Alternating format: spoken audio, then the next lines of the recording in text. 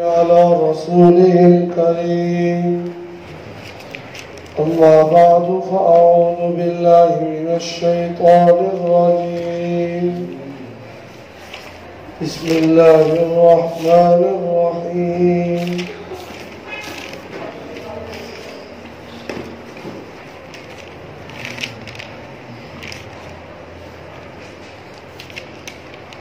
وقال الذين كفروا ربنا أرنا الذين أضلانا من الجن والإنس نجعلهما تحت أقدامنا ليكونا من الأسفلين وقال اور کہیں گے الذین وہ لوگ کفروا جنہوں نے کفر کیا ربنا اے ہمارے پروردگار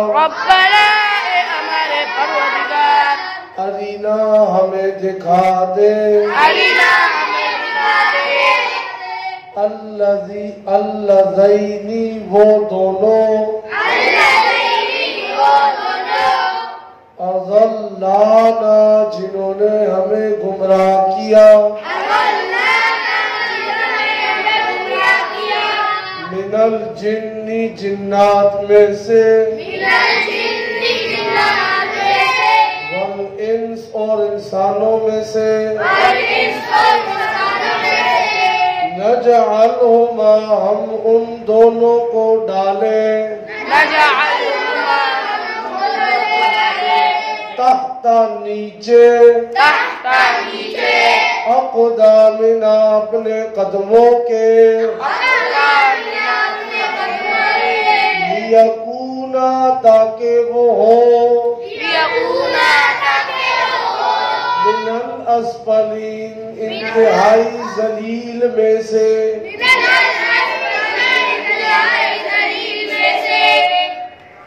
صدق اللہ العظیم اللهم صل على سيدنا ومولانا محمد وعلى آل سيدنا ومولانا محمد وبارك وسلم ثم صل عليه.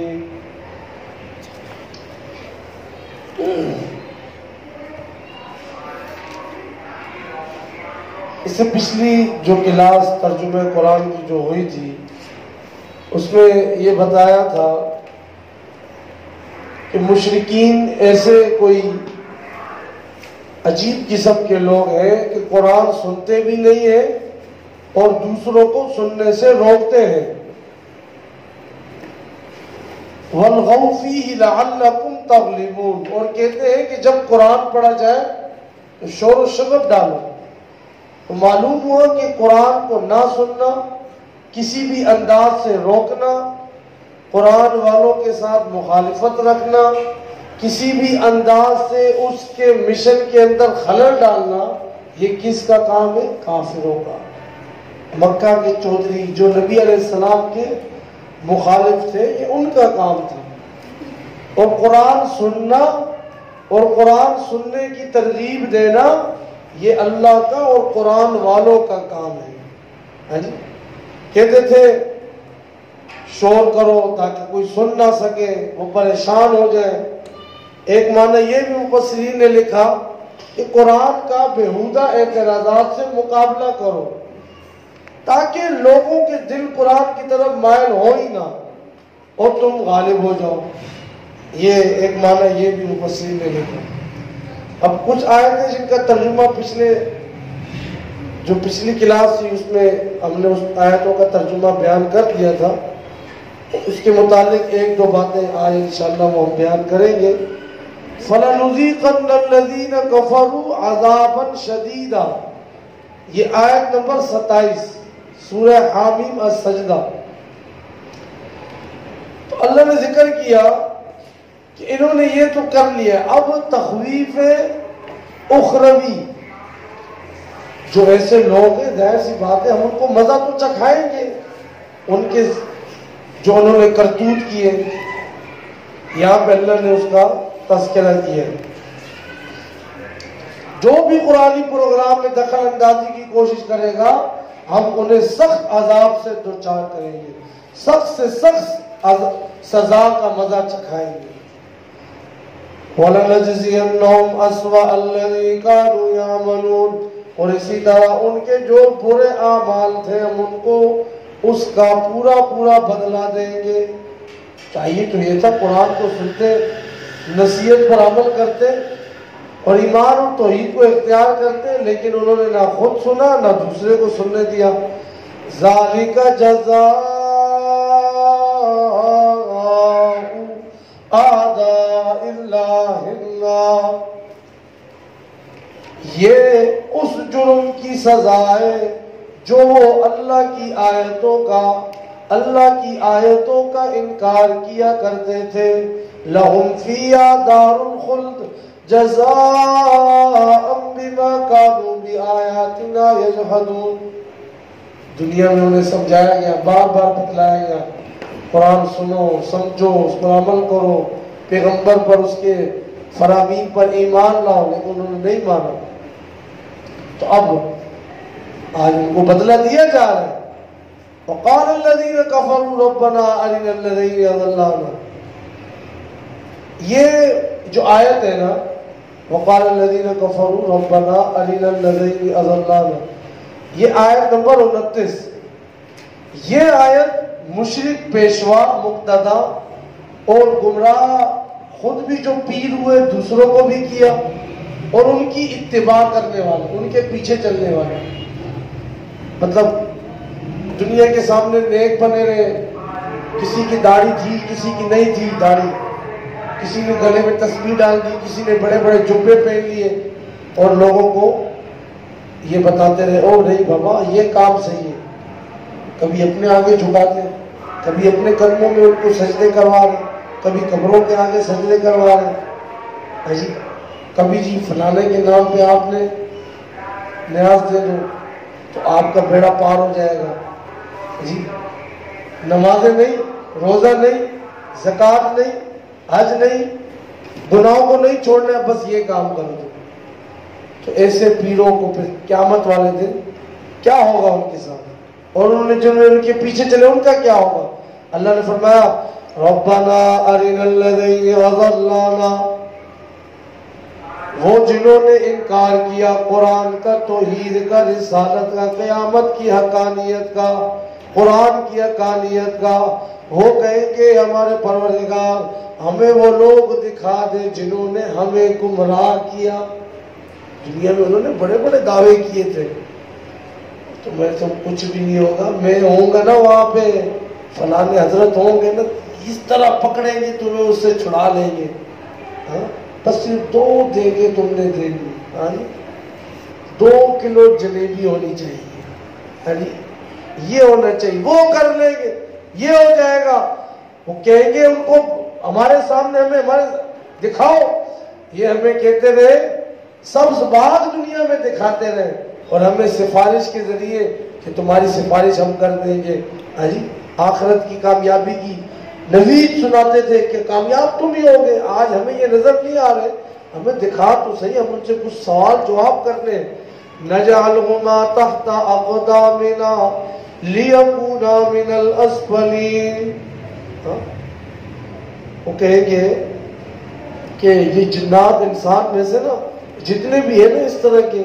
انہیں ہمارے سامنے لے آؤ تو ہم انہیں اپنے قدموں کے نیچے رون ڈالیں تاکہ یہ ذلیل ہو جائے، رسوا ہو جائے۔ تو اس وقت یہ جو پیچھے چلنے والے تھے نا دنیا میں بڑے خوش ہوتے تھے، یہ ان جو پیشوا ہیں، مقتدا ہیں، ان سے قیامت والے دن بیزار ہو جائیں گے، شدید بیزار ہو جائیں گے، اور چاہیں گے کہ انہوں نے ہمارے سے اتنا غلط کیا، انہیں فوری اس کی سزا ملے۔ سورہ صاد 23ویں پارہ آیت نمبر 64، وہاں پہ بھی یہ گزر چکا ہے۔ ان ذالک لحق تخاصم اہل النار، یہ بالکل ضروری بات ہے، اہل دوزخ آپس میں ضرور جھگڑا کریں گے، ایک دوسرے کو الزام دیں گے۔ اللہ فرمائیں گے، وہاں پہ اللہ فرمائیں گے کہ جاؤ تم بھی جہنم میں، اور جن کی تم نے اتباع کی وہ پیشوا بھی جہنم میں جائیں گے، اس لیے تم کو دگنی سزا دی جائے گی۔ تو بہرحال یہاں پہ اس آیت میں یہ بتلایا گیا کہ یہ آپس میں جو ہے وہ لڑیں گے، اور ان کے خلاف خود جو ان کی پیروی کر رہے تھے وہ خود جو ہے یہاں پہ گواہیاں بھی دیں گے، انہوں نے یہ کیا، انہوں نے وہ کیا۔ ایک مطلب یہ بھی مفسرین نے لکھا ہے کہ یہ ہے، ایک تو یہ کہ وہ کہیں گے ہمارے سامنے لے آؤ، ہم انہیں اپنے قدموں کے نیچے روٹ ڈالتے۔ تو خلاصہ یہ بھی ہمیں سمجھ میں آتا ہے کہ اگر ہم دنیا میں کسی بابا، پیر، مقتدی، پیشوا، کسی داڑھی والے، کسی کی بھی بات اگر سامنے آتی ہے، ہم یہ ضرور دیکھ لیں آیا قرآن اور حدیث میں اس کا حکم ہے بھی یا وہ ایسی اشللیاں مار رہے ہیں، ہاں ایسے ہی لگا ہوا ہے بس فلانا تو ٹمکانا اور جنت ہے اور قبر میں یہ کر دوں گا تو وہ پہلے دیکھ لینا چاہیے، پتہ نہ ایسا نہ ہو کہ ہم بھی قیامت والے دن ایسا نہ کہہ رہو انہیں ہمارے سامنے لاؤ ہم یہ کریں گے اس کے ساتھ، ایسا نہ ہونا پہلے اس میں۔ دوسرا معنی یہ بھی ہے کہ مطلب یہ ہے کہ وہ کہیں گے جنہوں نے پیروی کی تھی نا، وہ کہیں گے کہ وہ جو بڑے بڑے تھے نا گدی نشین مجاور بڑے بڑے، ان کو اللہ پاک سے کہیں گے ان کو جہنم میں سب سے نچلے طبقے میں ڈالو تاکہ انہیں سخت سے سخت عذاب ہو، انہیں سخت سے سخت عذاب ہو۔ یہ تو کافر ہوں گے۔ اس کے برخلاف وہ بندہ جو ایمان پہ، توحید پہ، صرف اللہ سے مانگتا ہے، اللہ کی نظر و نیاز، اللہ کے نام پہ کھاتا بھی ہے، اللہ کے نام پہ بانٹتا بھی ہے، دن کو خاص نہیں کرتا کہ جمعرات کا دن ہے یا تیسرا دن ہے یا صرف یہی مہینہ ہے، ہاں ربیع الاول میں، ہاں جی ہر کسی نے اپنا بنایا ہوا ہے حساب کتاب، آج اس گلی میں، آج اس گلی میں، آج اس گلی میں، ہاں وہ آتے ہیں 2 سورتیں پڑھتے ہیں اور پیٹ بھی گرم، جیب بھی گرم، اس کے بعد یہ جاؤ وہ جاؤ، ہاں جی نا نا نا، ایمان قرآن پہ لگے رہے، نمازیں پڑھتے رہے، توحید ان کی قرآن کو پختہ کیا، پھر اس پہ عمل کرتے رہے، نمازوں کی پابندی، گناہوں سے، جھوٹ سے، نافرمانیوں سے بچتے رہے، والدین کی فرما برداری کرتے رہے، والدین کی خدمت کرتے رہے، اسی طرح دین کے اور تقاضے، زکوٰۃ دینا، صدقہ دینا، ان پہ عمل کرتے رہے، ان کے لیے آگے آ رہے ہیں اللہ کے فرشتے انہیں دنیا میں بھی بشارتیں دیتے ہیں، آخرت میں بھی انہیں بشارتیں دیتے ہیں۔ ایسا نہیں ہے کہ خالی اللہ نے ڈرایا ہے، اللہ نے خوشخبریاں بھی دی ہیں، اور جب موت ان کی آتی ہے پھر دنیا بھی بولتی ہے کوئی بندہ تھا جو آیا تھا، اور وہ اسی لیے ہوتا ہے کہ اس نے اپنی پوری زندگی کس پہ لگائی ہوتی ہے؟ ایمان پہ، اور ہم نے دنیا میں اس کا مشاہدہ بھی کر لیا، تجربہ بھی ہو چکا ہے کہ جو بندہ پوری زندگی اس پہ لگا رہے، پھر جب اس کی موت آتی ہے نا، زندگی تو اس کی لوگ یاد کرتے ہی کرتے ہیں، سالوں گزر جاتے ہیں، لیکن اس کی موت کو بھی لوگ یاد رکھتے ہیں کہ اگلا اس حالت میں دنیا سے گیا تھا۔ اس کے بارے میں مزید تفصیل انشاءاللہ اگلی کلاس میں ہوں گے۔